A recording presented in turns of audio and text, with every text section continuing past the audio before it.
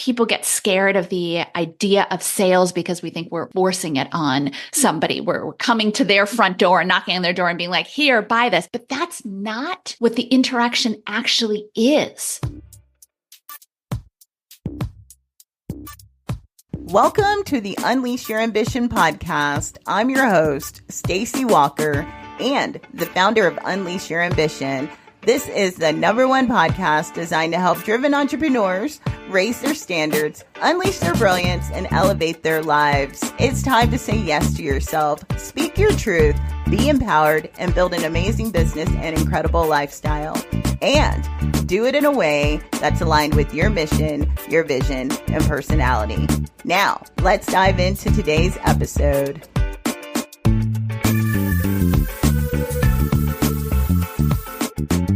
Hello, ambitious one, and welcome to the Unleash Your Ambition podcast. I'm your host, Stacie Walker. I appreciate you listening to me and my co-host for today's episode. Have you ever wondered what truly drives your potential clients or customers to say yes and invest in your offers? Whether you realize it or not, the answer often lies in the power of sales psychology. When applied correctly, sales psychology can be a game changer for growing your business in a sustainable and meaningful way. It involves tapping into the motivations, emotions, and thought processes that guide potential clients or customers' purchasing decisions. By mastering these principles, you can foster deeper connections with your audience, establish trust, and increase your sales. If you're curious about leveraging sales psychology to boost your coaching, consulting, or course business, this episode has the insights you need. My featured co-host for this episode is Nicki Krawczyk. Nicki and I have a conversation about mastering sales psychology to attract clients or customers. Nicki is a copywriting and marketing expert. She's also the founder of Nicki K Media. Nicki loves to challenge the conventional norms of live launching and traditional evergreen strategies, which is why I thought she would be the perfect co-host for today's episode. What I truly admire about Nicki is her methodologies provide course creators with a predictable path to success, freeing them from the stress and limitations of outdated approaches.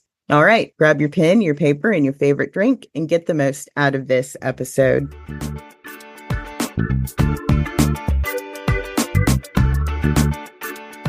Hello, Nicki. Thank you so much for being here on the Unleash Your Ambition podcast. I'm really excited that you're here. Can you share who you are, what you do, and how you help people? Absolutely. And thanks for having me, Stacie. I'm excited to be here. So my name is Nicki Krawczyk, and I am a course creator and a coach, I guess. I think of myself as a course creator. We have 3 brands within our company. What we're going to talk about mostly today, I think, is we're going to dig into sales psychology, maybe look at things a little bit differently than the way we have been told they have to be. But my story in a nutshell is that in 2012, I was working as a copywriter. My background is in copywriting and marketing and advertising writing. I've been doing that for more than 20 years now. In 2012, I basically had to teach a bunch of people how to write copy. I was working for a company that was scaling up one of their websites, and they needed help. And the funny thing about copywriting is that, or great for my business, is that you can't major in it in college or anything like that. So I really had an opportunity to teach people how to do it. And as soon as I finished with that group, I thought, maybe I could create a course. And I did, which it was and is a fantastic course, but I really struggled from really 2012 until 2018 how to sell it consistently. I did all of the things that everybody says you're supposed to do. I did the live launches. I tried it as a membership. I tried this, I tried that. And in 2018, I finally said, okay, you know what? Let's take a step back. And instead of doing what everybody says you need to do, let's think about, what do I know and how do I want my business to work, which is by the way, a very important question for us all to ask ourselves periodically.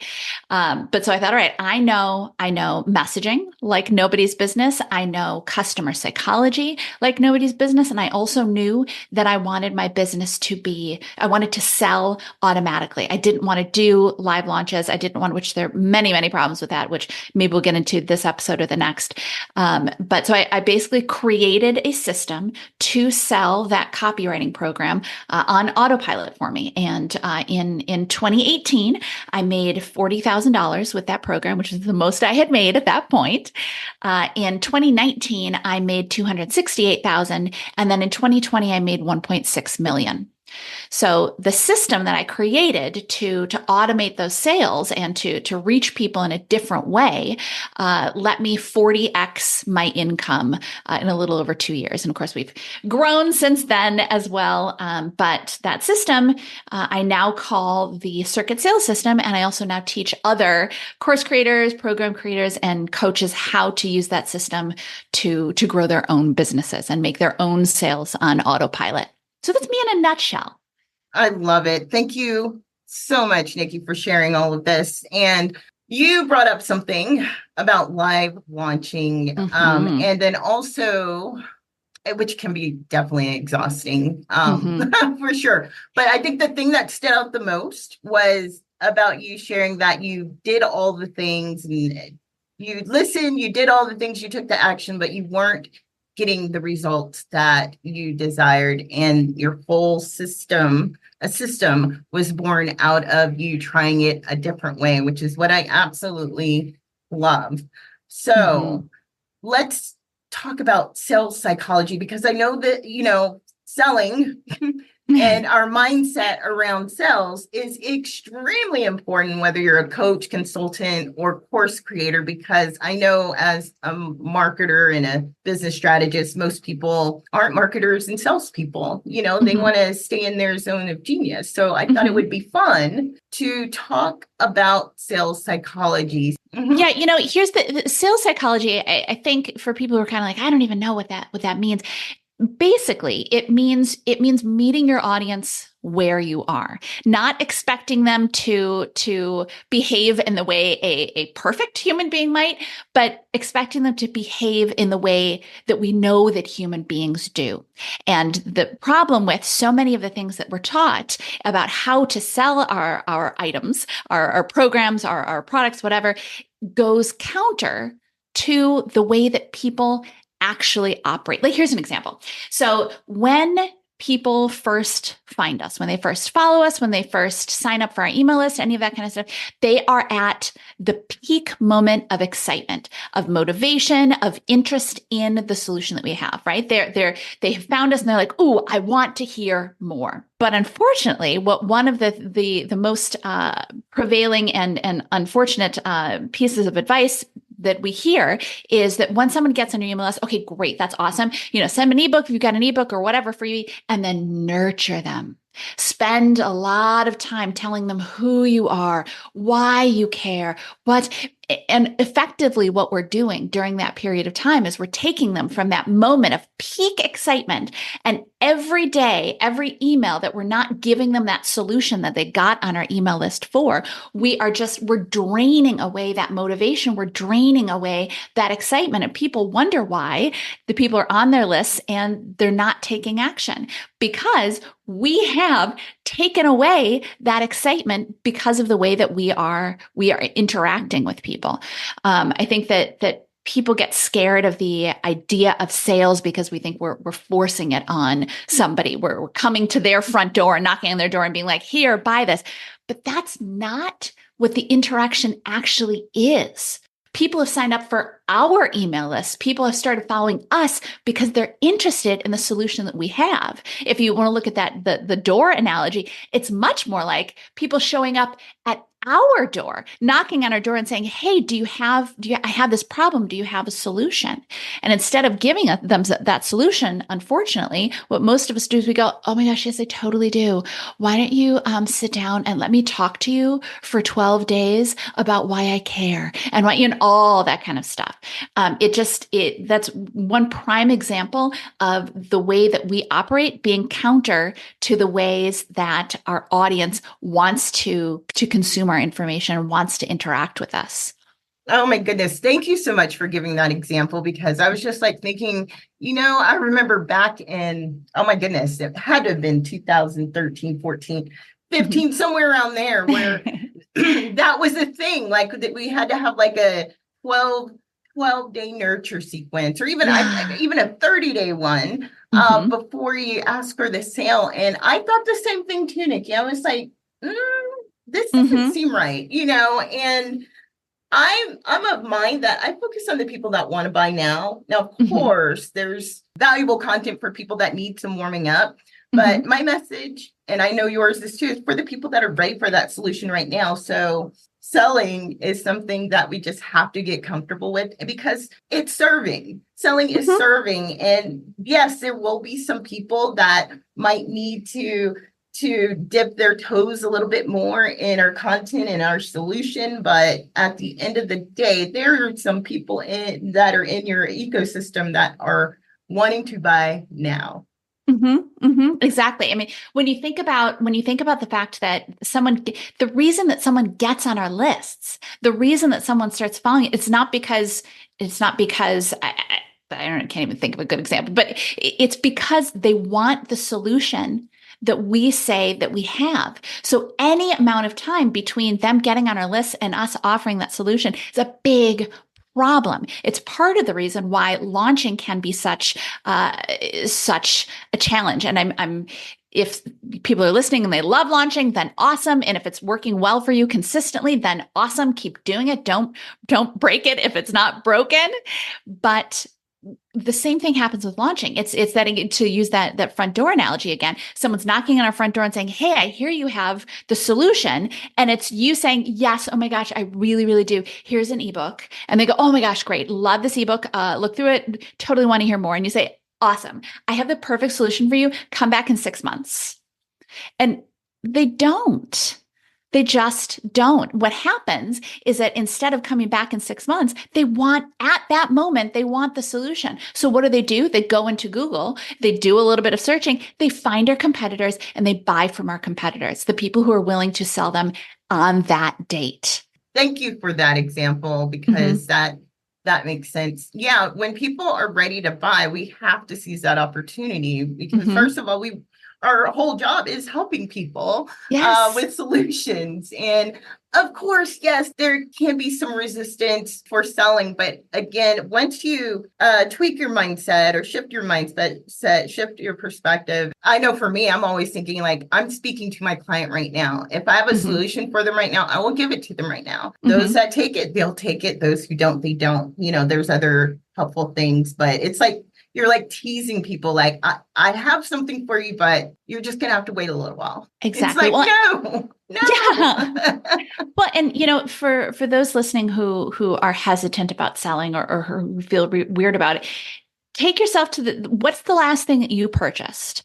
And did you want it? Right? Like if the things that we purchase by and large are things that serve us, like you said, selling and serving, they solve a problem. Maybe it's a big problem, maybe it's a little problem, but it solves a problem. It's something that we want. And we are adults. We know we can make smart decisions. So to turn that around and say, oh, I don't want to sell because I'm afraid I'm gonna push people to get something that they don't want, and give your audience a little bit of credit. First of all, they're smart people. You are wonderful, but you are not enough of a marketing genius and I'd say this to everyone listening, you're not enough of a marketing genius to make people buy things that they fundamentally don't want. What you're helping to do is you're helping to show them the possibilities for transformation, helping them to understand how much better their life could be. Again, little ways or big ways, ways, but helping show how great their life could be after they make the purchase. You're not forcing them to do anything. You're giving them the opportunity to have that transformation. That is what selling is. Like you said, Stacie, selling is service. You are just giving your audience an opportunity to lead a better life.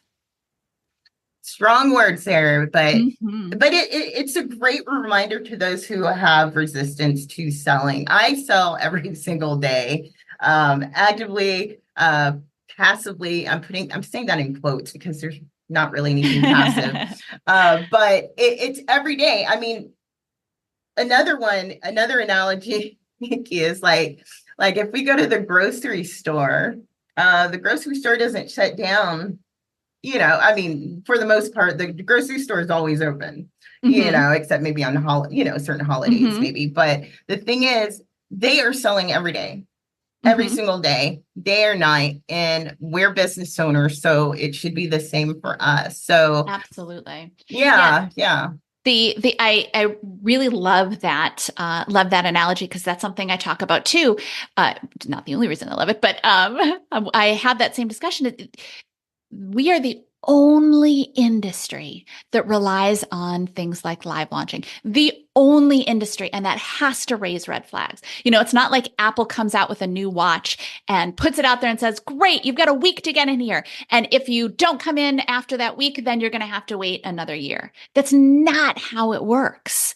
It has got to be a red flag, eye-opening, that we're the only industry that does that. Now, I will say that at the same time, we do need to build in urgency. The grocery store has staples that people need to buy every single day. But of course, if we are selling something that people don't necessarily need to buy, they want to buy and it will benefit them. But if it's not something that they need to buy, it's not a staple, then we do need to build in urgency, because to get back to customer psychology, the way that we human beings work is we need deadlines in order to take action. There's a reason that every single coupon has a deadline. There's a reason that when we were in high school, we had deadlines to turn in our essays. Otherwise, they would never get done. Deadlines get us to take action, but more importantly, deadlines get us and our audiences to make a decision, this way or that way, whatever it's going to be, but it gets them to make a decision.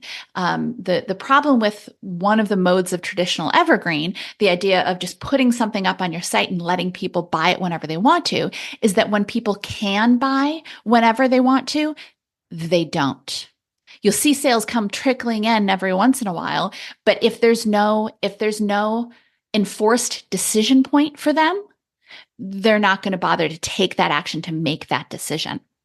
Absolutely. I could not agree more. So that urgency is there to help people kind of make a decision, which, yeah, I mean, it's definitely a human nature thing for sure. Absolutely. Because if I don't set deadlines for myself, things will just not get done, Exactly. That's a great example. Why do we expect our audiences to be any different then? Exactly. Yeah. Mm-hmm. Yeah. And I also say, like, if it's not in my calendar, it doesn't exist. Yes. And I need that, because I already have enough problems knowing what day it is, which I love to share, because, I am an imperfect human being, but even with, my flaws, I can still make my business work and work well. Yes. So Nicki, now, I know that you did the live launching, but what do you love the most about your system and how it's helped you? And most of all, how it's helped the people who have also integrated the system into their business model? Yeah, I mean, the thing that I love about it, and I haven't live launched in a very long time now, what, 8 years, 7, 8 years? Oh no, I guess that's not quite right. Somewhere in there, 6, 7 years, is it adds both predictability and scalability to your business. How many sales, roughly how many sales are likely to come in each day. And if you think, oh, I want to add a team member, then you dial it up. You do more social outreach, or you put more money into ads, you dial it up, and you can see that predictable outcome from taking those actions. With launching, it's really kind of like throwing darts with a blindfold on, hoping, or pin the tail on the dot, hoping that you hit a sweet spot, hoping that you get some results. Stacie, I know you and I both know people who have had really, really fantastic launches, and they've gone so well. And they're like, yeah, I've finally figured it out. And then 6 months later, they do the same launch to the same audience with the same messaging, and it tanks. Live launching can work, but it is very, very unpredictable, very stressful, and quite frankly, too, risky. If you are basing your 6 months of revenue on that launch and it tanks, you're in big trouble. So that the system that we use and that we teach and that our students are seeing great success with allows for that predictability and that scalability. It's so much less stressful, so much less so. Yes, I couldn't agree with you more. And honestly, like live launching and putting all of your eggs in one basket, like 6 months later, that seems terrifying to me. Yes, right. It is. That's how do you run a business like that? Yeah. I mean, there are definitely some people in the industry that do it well. I know Amy Porterfield does it well. There's several other people do it well. But you know what? Here's the thing about and yes, they do it well. They are amazing, and major kudos to Amy Porterfield and all of the big names. But here's the thing about the big names: people buy because they're a big name. Yeah. And if you are not a big name, good luck asking someone to wait a year for your launch or however long. They're going to go buy from your competition. Yes, people wait for Amy Porterfield. People wait for James Wedmore. People wait for Marie Forleo. And they all have amazing programs. So fantastic. Absolutely makes sense. But if you don't have that big name, people aren't going to wait for you. They're going to go find the solution from one of your competitors. Ooh, Nicki, thank you for sharing that, because I think a lot of people don't realize, the people that have the big names, we'll just say that, the big names, that they're pretty famous in the industry, and they're just playing a different game than we are. Oh, and great, well, good for them. They have absolutely earned it. They absolutely have. Yes, But absolutely. Exactly. They're a different game, different arena. And we have to do what works for us at our level. Right. Which is like, we need to focus on the lane that we're in and what our individual goals are, and not focus so much on what's out there, and focus on what's going on in here. And also another thing, they've been in the industry for a very long time, all of those big names, and they did not start that way at all. So for those of you listening and you're seeing the other big names, I mean, of course, that's what you want to aspire to. That is absolutely amazing. But Nicki, you brought up a great point, is that they're famous. They're playing a different game. Yeah. I mean, they've got like 20-person teams, which is great. And again, good for them. But if you don't have a 20-person team, don't expect to get those same kind of results. Thank you. That's a great reminder for those of you who are comparing your success to other people's, and they're on a different journey than you are, and vice versa. So thank you for bringing that up. I really appreciate that, because those are sweet reminders. I think we all need, for sure. So Nicki, the next thing I want to talk about, like with the sales psychology, like, how is your whole, I'm just curious, like, how is your whole mindset around sales? Like, I always want to say, are you a geek or a nerd for sales? Like, has it always been a thing that you've loved? I mean, of course, I know you love it now, because you understand it's integrated in you. It's in your bones now. But in the beginning, like, how was your journey with sales? Yeah, I think I'm fortunate in that I never really had too much of a hang up about sales. I was never really afraid to make a sale. And I think that, again, it comes from that idea of, I know that I put together really, really amazing programs, really amazing stuff, and stuff that is going to have major impacts on people's lives. And I would assume that, quite frankly, most of the people listening have done the same thing. And if you don't feel that way about your program, go back and make it better. But I have a feeling that most of you do. There's that disconnect between having this amazing program and being willing to share it with the world. I think you have to have that confidence in what you're offering, because they want it, they need it. So who are you to gatekeep it? Help them get it. Absolutely. Love that. And thank you for sharing that, because you're absolutely right. You created something that you know that is going to help people. So there should be a problem around selling it. And if you don't feel confident in it, then get back to the drawing board and align your energy and your message with that and get back out there. Oh my goodness, Nicki, there's so many nuggets of wisdom in this episode, and we barely just got started. But of course, I would love to have you back on the podcast again in the future. And of course, we can talk about whatever you'd like. Absolutely. Yeah. So before we close out today's episode, I would love for you to share, like, where can people connect with you outside of the podcast? Yeah, you can find us at Circuit Sales System on all of the socials. And then if people are kind of interested in learning more, seeing what the system is all about, you can go to circuitselling.com and sign up for a free video. Thank you so much. And I'll be sure to leave that link, all the details to contact Nicki in the show notes. That way you can find out more about, her zone of genius, which is helping you get more sales. Okay, Nicki. So for final words of wisdom for the person that is picking up what you're putting down on this episode, but maybe, just maybe, the sales are trickling in and they've tried all the things, they've done all the things.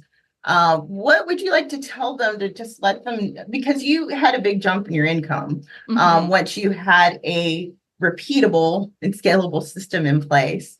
Obviously, they don't have that right now, but what could you share with them to, like, just increase their belief level, increase their confidence to know that they can, the world's their oyster and their business is going to help them be the ticket to freedom? Well, the thing is that there's no magic to business. If you have something that people want to buy, you can have a successful business. If you're not seeing success in your business, then there's just a disconnect in the way that you are presenting it to them. But if people want to buy it, if you have something that's valuable to people and they want to buy it, then there's no reason that your business can't be as big as you want it to be. It's taking a moment and looking at your business and figuring out, okay, where is that disconnect? What's not working for me to get it into people's hands? But there's no magic to it. You absolutely can be successful. You just have to take a step back and figure out what's not working first, and then you have to fix it.